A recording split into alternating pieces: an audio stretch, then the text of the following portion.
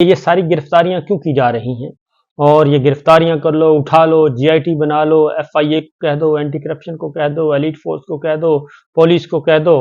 اور انٹیلیجنس اداروں کو کہہ دیں کہ بس جو آپ کو نظر آتا ہے اٹھا لیں،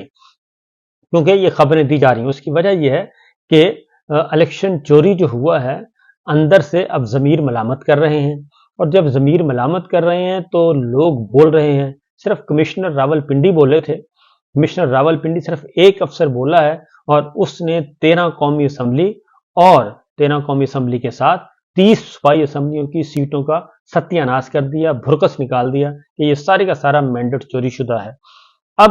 کمشنر راول پنڈی کا سٹیٹمنٹ جاری کروایا گیا جی، اب وہ اس دن سے تحویل میں ہیں، سرکاری تحویل میں ہیں اور خفیہ تحویل میں ہیں، ان کو کسی عدالت میں پیش نہیں کیا گیا، اور ان کا ایک سٹیٹمنٹ آ گیا، اور وہ تحریری سٹیٹمنٹ، اور وہ بھی سوشل میڈیا کو جاری کر دیا گیا۔